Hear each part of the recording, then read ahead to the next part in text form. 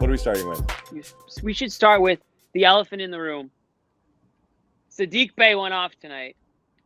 Aaron Nesmith couldn't sniff the court. Yeah, I mean, look, we could start with that because I don't think it's a terrible place to start. Look, headlines of the game would be Peyton Pritchard started and he crapped out with the starters. Yeah, but let's talk about in the context of the game. Let's not talk about draft night, you know? What is wrong with you? In the context of the game, for now. Get out of here. Get him out of here. We need replacement for Josue and Bobby. We're not talking about draft night, obviously, but that's the whole point of the story, though. That's the whole point of the comparison. The point of the story is your guy, Saddiq Bey. Josue's guy. That's right. Guy. That's right. They messed up there. Yeah. He went off. He went full dummy mode. He went full dummy mode on the Celtics. Why is that always happening against the Celtics? Weird. I mean, rhetorical question. When it comes to wings that can score and, the open court, whether we're talking when it comes to guys having career nights. Saddiq Bey, that was banana land. 7 of 7 from Josue, 3. did somebody tell you like you're not supposed to hang out with these guys or something, and that's why you decided to come in with a positive attitude? You're like, I don't care if they lose to the Pistons. I'm keeping it positive. I didn't say all that. I don't want to be associated with these guys. I want to get into the game itself. Like, I know we're getting into the game. Go ahead. Hey, big screen on Josue so he can get into the game, please. I feel like we're big doing screen on Josue. We're doing things backwards here. The story of the game was it's a make-miss league. The Celtics missed all their threes again tonight. Jayson Tatum took some horrible, horrible quality shots. So we can talk about that as well. But Saddiq Bey scored. You have a night in which you're without Kemba Walker, Marcus Smart, Romeo Langford, and you lose Semi Ojeleye in the third quarter, and Aaron Nesmith can't friggin' whiff the court. He can't get a sniff of it. I don't even know if they let him I don't even know if he had a uniform under his warm-up. I don't even know if he was dressed. I was happy to see him out there last night. He's already driving home. He didn't have to shower. He didn't have to change. Right. Can I go? I don't even know if he was there at the end of the game. He's like, I'm not playing, right? So I can go. He's like, I'm not going to shower. It's fine. Right. Yeah. I'm definitely not having a post-game interview like Peyton did. But I can go. So he was in the back seat of that interview, actually. No, I'm just kidding. He wasn't in the back. All right, so Josue, tell us in the game what happened tonight. No, if you want to do the all right. No. I want you to do the game. Let's get back to the game, okay? Because this is the same Celtics we saw in the bubble. Okay, the transition defense Celtics and game recap game. This is bad habits. Bad habits. Okay? Like, listen, transition defense. And that's not what we saw one night ago, or last night, I should say. And listen, I know it's the second night of the back-to-back. The Detroit Pistons, don't make excuses for them.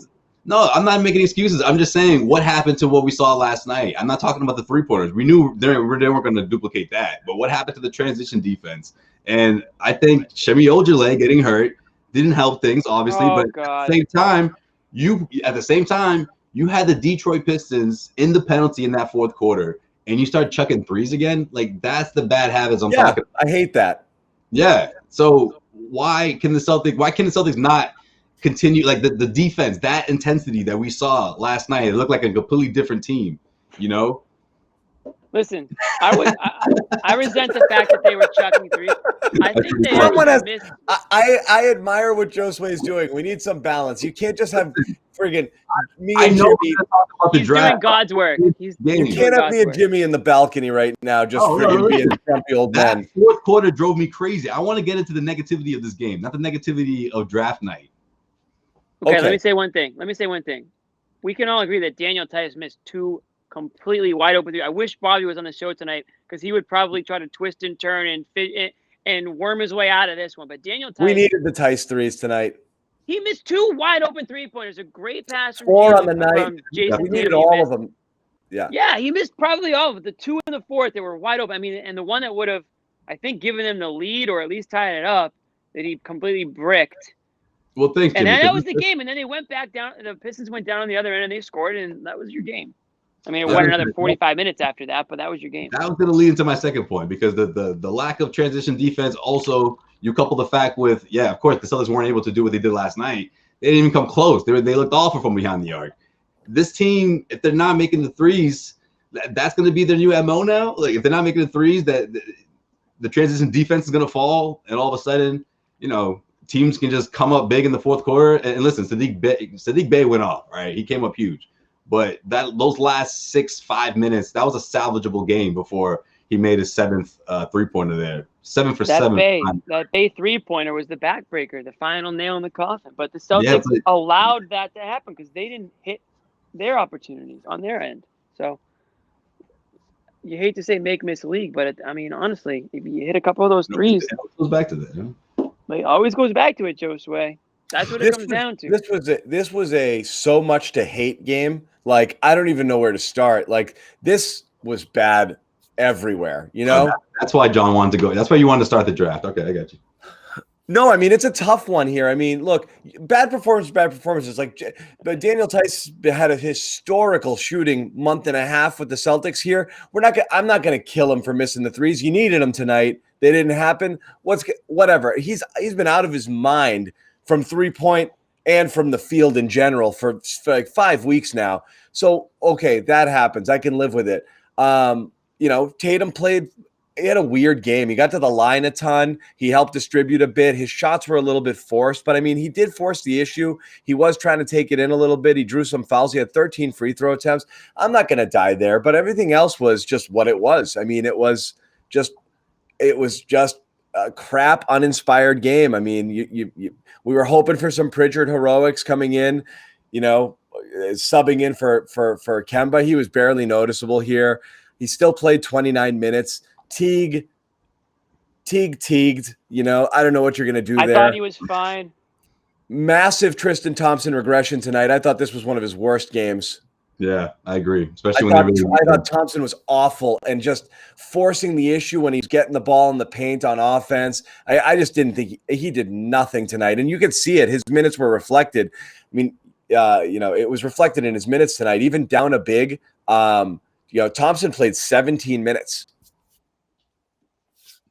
Yeah, and that was it. Javonte, I don't understand. Javonte, I don't know if you could have had a worse 12 minutes.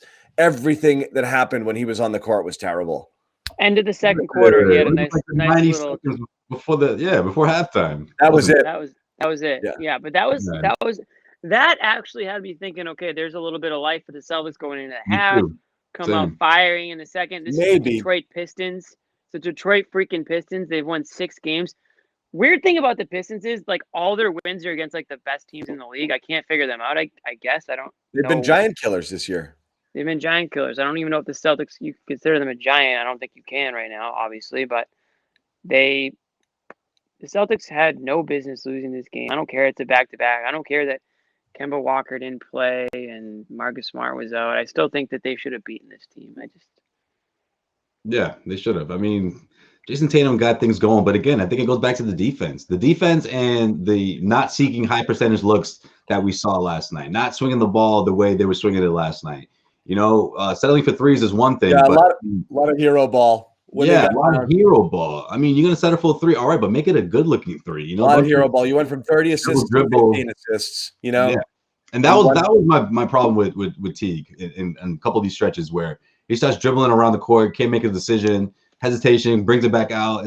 By the time he's figured out what he wants to do, 9 seconds has peeled off the clock. Which is also a bit of the problem, I think, when Tatum becomes a primary ball handler, because he holds the ball for a solid 10, 12 seconds before he either decides if he's going to make a move or he's going to distribute it. It doesn't get out of his hands quickly when he ends up bringing it up, which he does sometimes when Teague is out there. So when the two of those guys are out there, you don't get a lot of flow. On that. I've noticed that a little bit too.